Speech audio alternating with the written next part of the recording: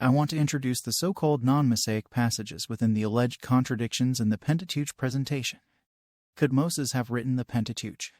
The Baruch Spinoza non-Mosaic passages. Who was Baruch Spinoza?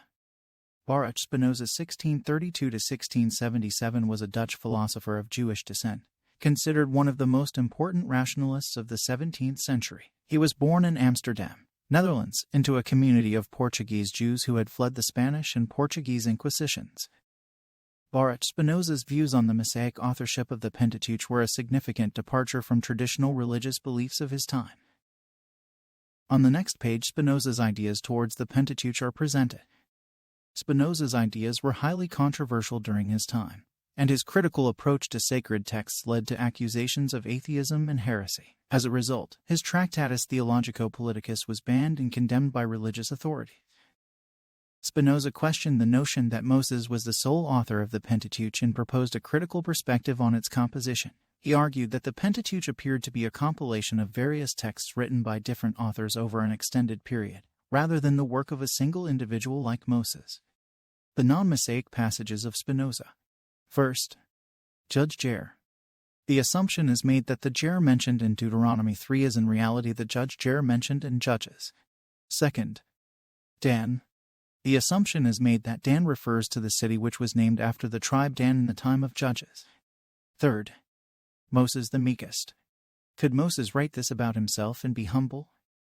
Fourth, King Hadad.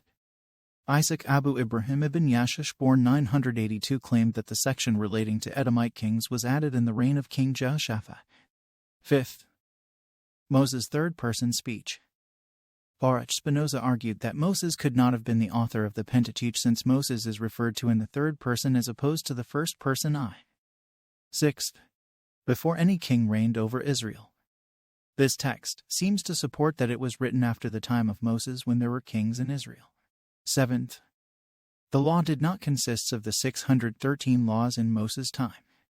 In Deuteronomy 27, Moses said, "You shall write on the stones all the words of this law very clearly."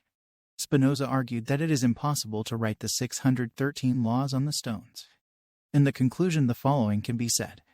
Spinoza's contributions to the philosophy of religion and biblical criticism were highly influential in shaping the modern understanding of biblical texts and the historical development of religious traditions.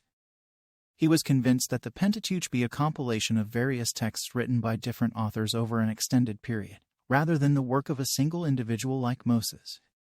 Can explanations be given in favor of the Mosaic authorship and refute the arguments of Spinoza? In the description of this video there are links to different small videos evaluating these non-Mosaic passages in more detail.